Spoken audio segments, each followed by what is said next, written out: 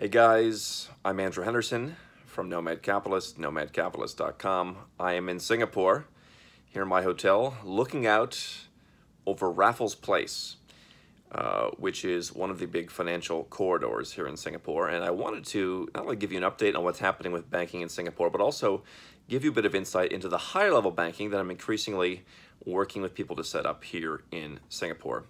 So last summer, about 7 or 8 months ago, I put out a video where I said that I'm starting to see banking in Singapore become more difficult, particularly for US citizens, that these were kind of soft restrictions that were being imposed where no one was really coming out and saying we don't want US citizens, no one was really coming out right and saying we don't want foreigners, at least somewhere, but not that many.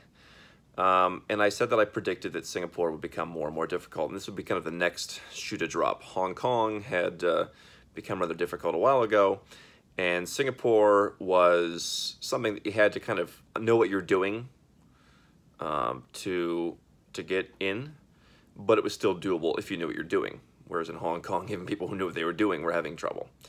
Well, the shoe has dropped a little bit further here in Singapore. I took it upon myself to not only talk to some of my colleagues here, I also took it upon myself just to go into some of the banks. And I'll tell you what happened. Pretty much all of the big banks are no longer accepting non-residents.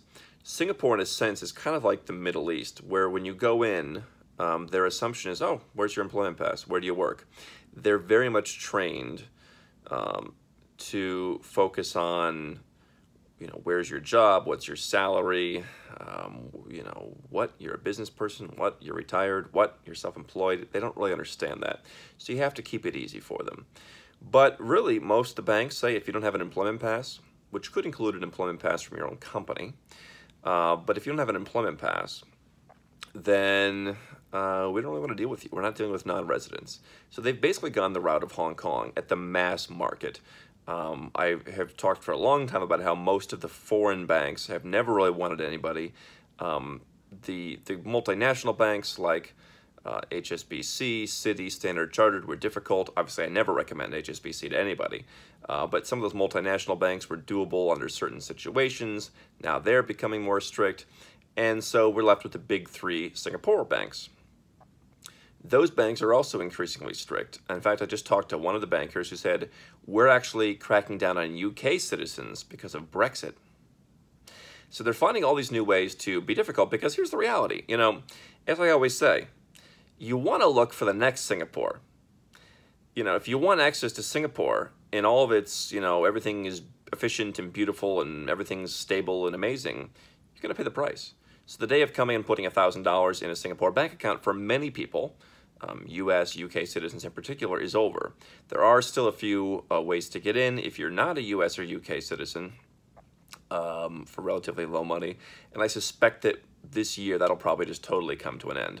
This is what I talk about when I say you have to strike while the iron's hot. You know, you snooze, you lose. I'm always telling people. In fact, I had someone who came back to me after 2 years. We spoke together 2 years ago. He said, now I'm ready for some help. I said, okay, cool, but we got to go rework this because a lot of stuff has changed. So that brings me to the topic of private banking and priority banking, really. I think that priority banking for most people is probably a better fit. Lower minimums, a little bit easier. And that is what the big three banks in Singapore are really trying to push. It is easier, not super easy, but it is easier to get bank accounts with the priority banks. Now, to do that, at the priority level, we're talking about minimums of anywhere from 200,000 to 350,000 Singapore dollars. So right now, if you're in US dollars, the exchange rate's about 1.35. My FX trader friends and I think that the Singapore dollar is going to increase against the US dollar, as it already has this year. So if you're holding US dollars, now might be a good time to do it. But 200 to 350,000 Singapore dollars or their foreign currency equivalent. You can generally hold Sing, US, euros, pounds, occasionally Swiss francs, occasionally offshore renminbi, occasionally yen, I'm not sure why you'd want to, Australian dollars, New Zealand dollars. So you can hold any of those currencies, but they need to add up to the equivalent minimum in Sing dollars. So Singapore is a bit of a more expensive jurisdiction than many of the Middle Eastern countries if they'll let you in for priority banking. It is more expensive than Eastern European priority banking. It's more expensive than HSBC Premier, which is garbage and not worth it, so that doesn't count. But that's the deal. So right now, it's about 150,000 US dollars to get a multi-currency account with one of the big three Singapore banks, all of which are ranked in the top 15 strongest banks in the world by pretty much most metrics. So pretty strong, pretty stable. You're not going to get deposit insurance on much of that. It's 50,000 Sing deposit insurance here, and only in Sing dollar deposits. So you're basically betting on the stability of the bank. So I really think that if you want to be in a place like Singapore, priority banking is going to be the only way to go. There are still some openings there, including for US citizens if you know how to handle it. But I think that these options also will become more and more difficult. And so what you see, as I've always talked about for years, in places like Singapore, is it's kind of a race against the clock. It's as they become more and more stable and they realize what they have, they start cracking down. They say, why do we need money from guys who don't even live here? Then eventually they'll do it for priority banking.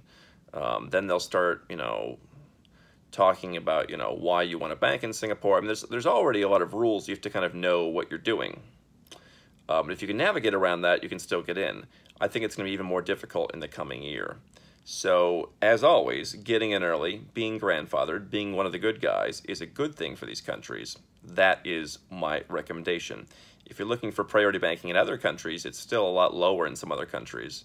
But for Singapore, you're going to pay a price. If you want to find out more about banking, we have a lot of banking videos here on YouTube, Nomad Capitalist lifestyle videos, and also at nomadcapitalist.com.